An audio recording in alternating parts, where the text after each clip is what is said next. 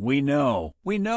Another recruiting podcast, just what the world needed, right? But hear us out. Welcome to HigherHer, the podcast where women in talent don't just have a seat at the table, they're running the whole damn meeting.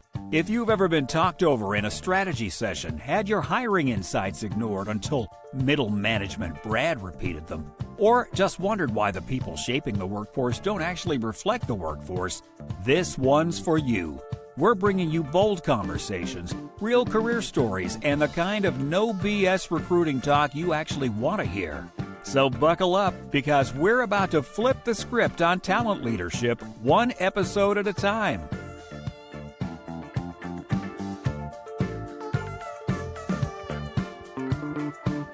Hello, everybody. Thanks for tuning in to our latest episode of the HigherHer podcast, put on by Talent Collective, our global community for women in talent acquisition. I'm Natalie, one of the co-founders, and I'm here with Krista, my partner in crime.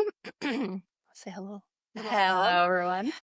We are excited to sit down with Tracy St.Dic, who is currently the global head of talent at Zapier. Many people are probably familiar, the no-code automation platform. If not, be sure to look at it and use it because it'll save a lot of time and workflow. But we're also excited because she is going to be one of our amazing speakers at our upcoming Talent Sphere Summit. So a little context, she currently is the global head of TA, but previously she was the SVP of national recruitment at Teach for America, which is the amazing educational nonprofit. So I would love to pass it over to you, Tracy, for a little bit more context and background on your career journey. Excellent. Thanks, Natalie and Krista, for having me. I'm so excited to be at Talent Sphere very shortly. So this is a great tee up for that. But it's so nice to meet everyone virtually. As you said, I'm the global head of talent at Zapier. I've been there for just over 3 years, and I lead functions of talent acquisition, talent intelligence, employer branding, all of our diversity partnerships and internal mobility strategy and pathways. And of course, I'm charged with figuring out talent agility as well, which is the topic for today. Just a little bit about Zapier. We are the most connected AI orchestration platform, and our mission is to make automation work for everyone. So we help businesses connect with roughly now 8,000 different apps in the automated workflows so that we can get computers to do more of the tedious work and humans can do more what they do best. And we just have under 800 staff members. We're distributed across 42 countries and we're fully remote.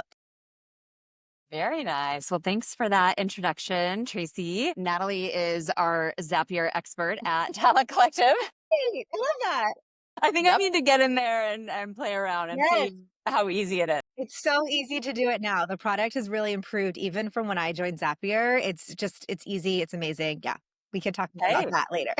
Amazing. Okay, so let's get into it. So as we've mentioned already, you are going to be one of our speakers at the upcoming Talent Sphere conference in Scottsdale in June. And your topic is going to be talent agility. So we're really excited to learn more about that today and do a little bit of a teaser on the topic, especially for all those people who aren't going to be able to join us at Talent Sphere. So tell us how you define talent agility and talent mobility.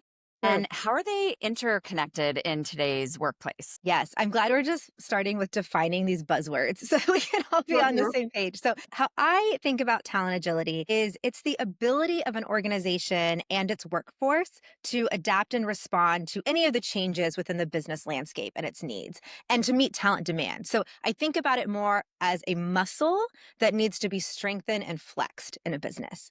Now, building that muscle of talent agility can enhance not only organizational resilience and adaptability, but also increase engagement and skill development, which then leads to greater talent mobility. So that's how I think that they really intersect. And talent mobility or internal mobility, I think about as actual job movement within the organization. So another way to think about it is you have like talent agility is this umbrella. I think about talent agility in 2 categories. One would be definitive moves. These are like promotions, internal open roles, rotational programs. They're outcomes when jobs are actually redirected into needed areas based on business priorities. And so your internal mobilities or talent mobility practices should facilitate these like definitive, more permanent moves. And they're a way to sort of like build talent within the organization. On the other side, you have dynamic moves. So these would be things like secondments, interim assignments, cross-functional projects, initiative, like short-term initiatives, things like that. These are short-term, maybe temporary moves that allow staff to gain experience, exposure, and skill development that they need to be ready for broader internal career mobility. So that's a way to sort of borrow talent across the organization. So there's overlap, they're connected. You have similar principles of what it takes to be successful for talent agility and internal mobility or talent mobility, but they're very much interconnected. What was that fancy word you used? Secondment? Yes, so secondment is basically like a full-time temporary move, interim assignment, usually not as long as we consider interim assignments like 6 to 12 months. So secondment could be like a quarter. It's literally saying, hey, you work on TA, now you're going to work on data for 3 months on this very specific project under a different manager and like move 90% of your time there. So it's just another type of interim assignment that we've used at Zapier. I've never heard that one before. Neither. Okay, so why do you think this concept of talent agility, I'm like hearing this buzzword everywhere, why is it becoming such a popular or urgent or relevant thing in the most recent years? Yeah, I mean, I think it's arguably one of the most important concepts in building and developing your workforce right now. And it's directly tied to talent density, which has been a TA buzzword for a while now. So I think it's just so important in this landscape for teams to try to stay nimble, especially if they're in a context that's rapidly changing. Like Zapier is working in automation and AI. There is not an industry that is changing more rapidly than that. And so we need to ensure that we have constant initiatives to boost our abilities to serve customers. And so we have to be able to put the right people on the right work at the right time without having to constantly eliminate roles, rehire for different roles or skills. That's not a great situation. That's not particularly human-centered or strategic. It's not effective, nor is it efficient. And so talent agility becomes sort of the problem solve in order to be able to ensure that companies can continue to innovate, move quickly, and evolve very rapidly without having to fire, hire, rehire, all of that, which nobody wants to do. Yeah, I feel like to your point, when especially within the world of talent acquisition, when all of the layoffs started happening a couple of years ago, that's when I really started hearing a lot of this, like within the TA function, right? So companies, a handful, would actually keep their talent acquisition teams or a portion of it and be able to utilize those people in other departments and have them do these, temporary assignments or Exactly. help out with certain projects. And what I thought was like one of the neatest outcomes was someone might realize, like, actually, I like doing this other thing better and I'm better at it. Right. And so, then you're like, wow, that was a problem solved we didn't even know needed solving. Right. Absolutely. And I'll even add on to that because even if they don't end up moving to that different team or that different workflow, we found, because we did exactly what you described, we found that people brought those skills back into, in my case, recruiting and talent acquisition, and were so much of the better for it. I had folks going on secondment to product teams, to data, to total rewards. And when they came back, they either knew significantly more about that business function so they could better recruit for it. Or, for example, I had a team member who did total rewards secondments. He actually did 2. And he came back knowing just everything there was to know about our benefits and our rewards and our comp structure. He was able to educate my team, but also just be an even more incredible recruiter and educating candidates about those things too. So it feels win-win to do things like that. Absolutely. Yeah, I love that. So tell us, what signs do you look for in an organization to determine if it's truly fostering talent mobility, beyond just the internal job boards that you may see? Mm, yeah. So I think I'll start with agility, and then of course it relates to how we can foster mobility. So I think for agility, organizations have to do more than just have a hope and like a call to action. I think, there's a lot of CEOs or business leaders saying like, we need to be more agile. And that's great. Everyone would love to be more agile. But as with any business strategy or shift in culture, I think fostering agility, and I think fostering agility, by the way, is both business strategy and a shift in culture, but there has to be some sort of underlying infrastructure behind it. So for me, when I think about any piece of talent strategy, I think about it along a continuum. I have like a little framework. It's hire for it, develop it, facilitate it, maximize it, and reward it. Hire for it, obvious. Let's like seek the right talent via hiring. Develop it. How are you thinking about expectations and the way that you do onboarding or ongoing development within your L&D team? Facilitate it would be how do you create and maintain the infrastructure to facilitate whatever you're trying to do? So how do you facilitate agility, for example, via learning or upskilling or mentorship?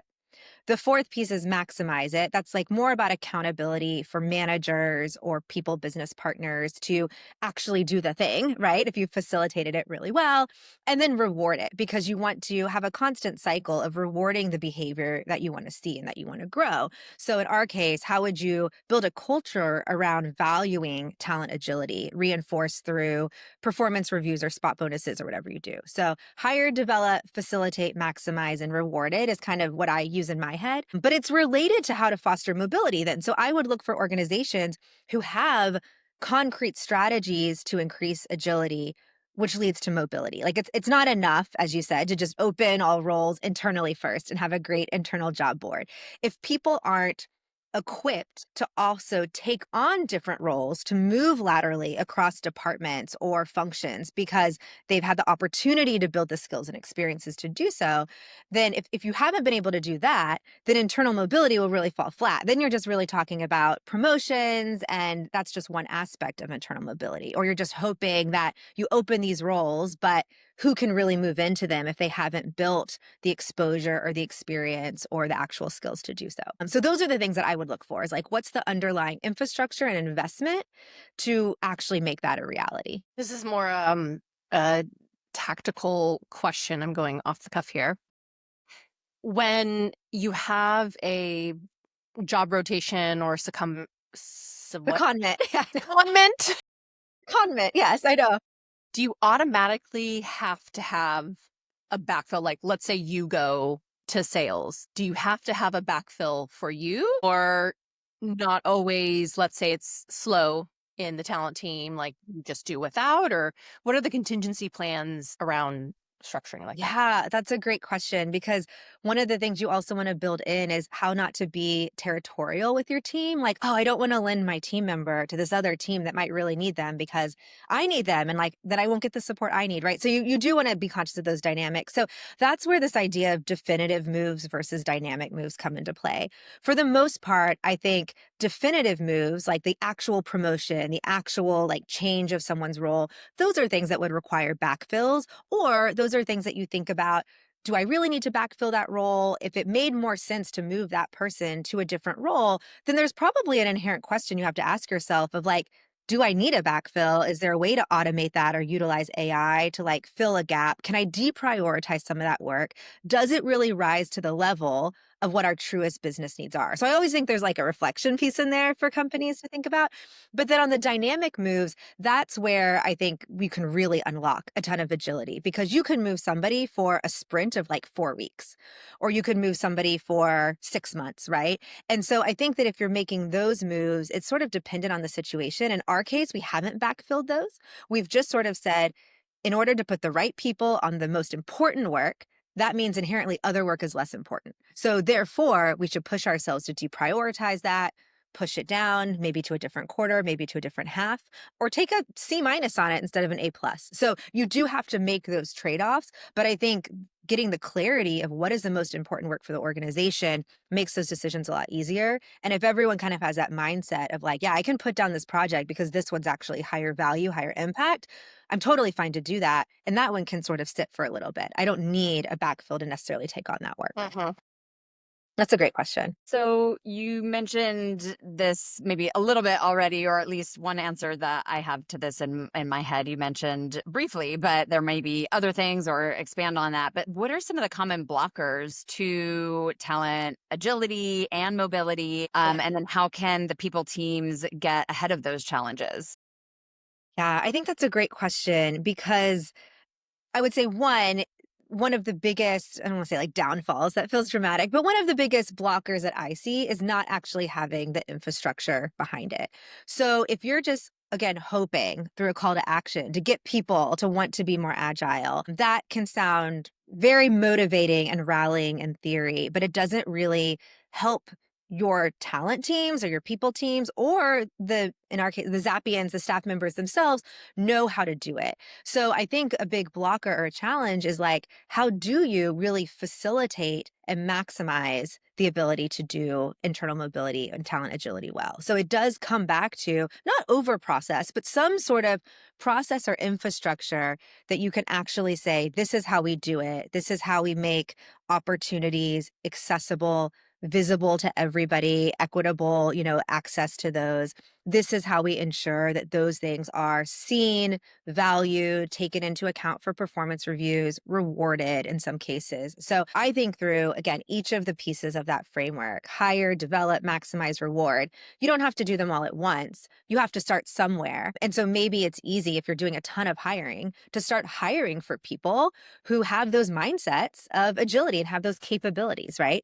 Maybe if you're not hiring for a lot of people, you focus on the infrastructure. Okay, how can we actually create more of these opportunities, facilitate more of these opportunities, right? Or if you're already doing those things, but it's not really changing the culture and people are feeling territorial, maybe you focus on rewarding. How do we better reward and show that we value agility and internal mobility so that more people strive to do it? So you can kind of cut in wherever you need to, but I think if you're not thinking through the continuum of how you actually go from just a call to action to like a real talent strategy, that's where I think people tend to stumble. Yeah, I cannot imagine too, like the size of the company plays a big role in all of this. Huge. Like I've always worked at smaller companies, and so there's almost some inherent challenges with that, right? There's only so many people and so much flexibility you can have. And then like huge companies, like how do you even like see everything in there? Like it seems pretty complicated.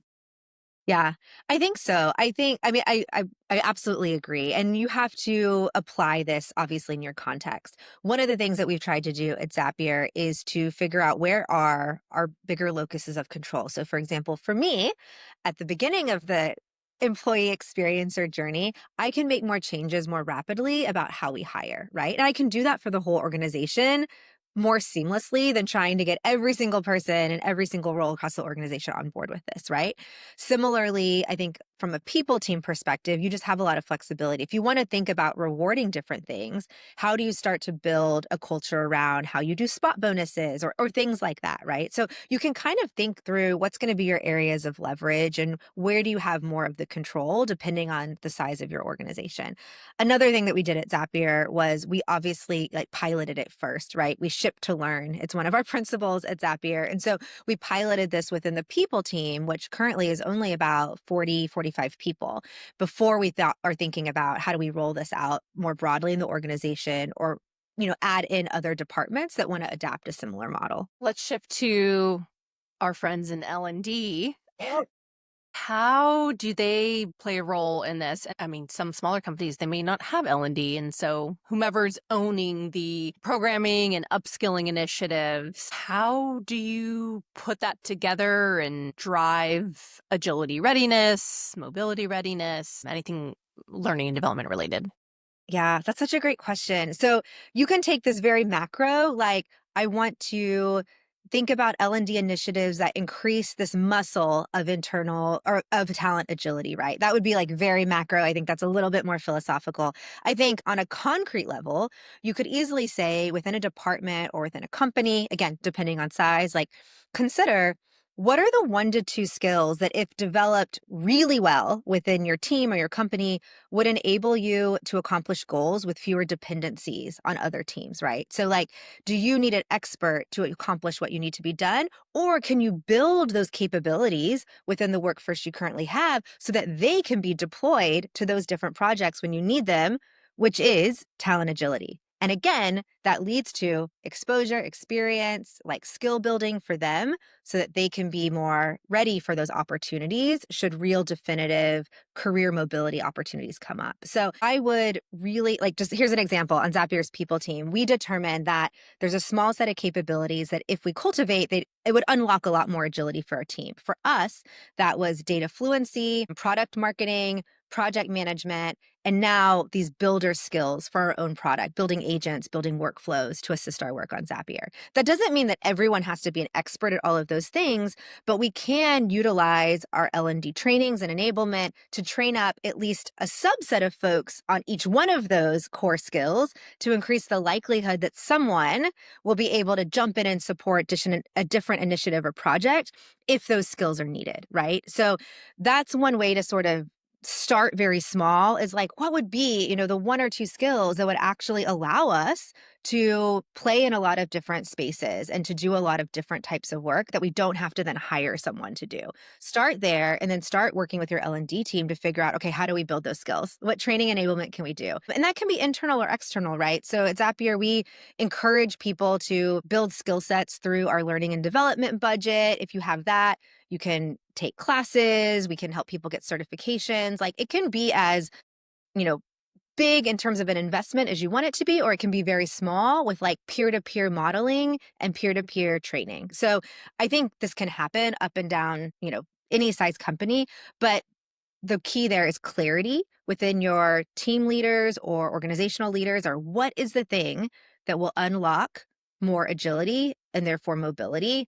Where do we start? Yeah, that's great. Thank you for that. This will be our last questions. Let's go into talking a little bit about technology. So, different tools like talent marketplaces or different AI tools. So how can technology help support this whole topic and the whole mobility and agility lifecycle? Yeah, this is a great last question because it will tee up a little bit of what we'll be talking about at Talent Sphere. So going back to the framework that I love, that I use for talent strategy: hire, develop, facilitate, maximize, and reward. I think that technology in particular, it can help you do any of those things, but where I really have seen at Zapier it's helped us is the facilitate. Like, how do we build an infrastructure? In our case, we call it a talent agility model, or lovingly called the TAM or the TAMI. How do we build a prototype that will actually allow us to do more projects and to like actually facilitate agility? For us, that was sort of a spin on a marketplace. It allows team leaders to post a project they need to staff, share the details of that, have team members view it, apply for it if they'd like, and then get selected. And it's a pretty easy process, but it's all built on Zapier with automation and assisted by AI. So that makes the process of facilitating this and figuring out how to get alignment on projects, how to make opportunities visible and accessible, how to notify managers if people are interested, how to select, like all the things. It makes all of that logistical work easier and faster. So that's where we put in, where I personally put in a lot of my energy, is like, how do we just make this a smoother process? So it's not someone shouting into the ether, hey, I need help, and someone else being like, oh yeah, I'm interested in helping you. And it's a lot more fluid and seamless in just the way that we operate in our planning and things like that. So for us, technology has played a really big role in that particular piece of making that work. And I think there's probably multiple examples you can do to ensure that wherever you have a gap in your talent strategy, you have a place to sort of supplement technology for that, but not replace the human elements, of course. I said it was going to be my last question, but I actually have one little more. Okay. So is this housed in talent acquisition or like overall people operations? Yeah. So it was, because of my role, it was really born out of talent acquisition, because I think about the continuum of hiring through all the way through internal mobility. But I have to emphasize that you have to be working with your people team partners. Again, like especially those places of like, I can't reward Zapians for this, right? So like I have to be working with Total Rewards. I have to be working with our people business partners and L&D who creates our impact reviews and our performance reviews, right? So it has to be a full team effort. But in our case, it was really brought about by TA, specifically because we want to make sure that we're also building an organization in terms of our talent brand where we can honestly tell candidates, come into Zapier, you're going to get to work on all sorts of projects. You're going to get to have opportunities to build skills in different spaces. And that's sort of what our talent strategy and philosophy is. And so that's why it felt important for me to not leave it in someone else's hands, but really like tackle it head on, because it's also a great story and narrative for like how you operate at your company. Yeah, big talent attraction tool. It gets people excited. That's a differentiator of Zapier versus, other companies they might join. Well, really amazing conversation, Tracy. Thank you for everything you've contributed and will contribute at TalentSphere as well. I know I learned a lot. And where can our listeners find you? All the usual places. You can find me on LinkedIn. We actually just had very recently our big enterprise launch. So there's a lot of really cool content and things like that we're talking about in terms of TA use cases. So yeah, find me on LinkedIn. Hey, well, And find me at TalentSphere. So there you yeah, go. that's right. Be there June 3rd and 4th in Scottsdale. Well, thanks again, Tracy. We really appreciate you coming on today and sharing all of your knowledge with our listeners. Until next time, hope everyone enjoys your day. Feel free to like and subscribe wherever you get your podcasts and on YouTube as well. All right. Thanks, everyone. Thanks for having me. Love the convo? Then don't stop here. Check out Talent Collective, where badass women in recruiting connect, grow, and maybe, just maybe, take over the world. Hit that subscribe button, share with your crew, and let's keep proving that talent isn't just a pipeline problem, it's a leadership revolution. See you next time, unless you're ghosting us like that candidate who swore they were excited about the offer.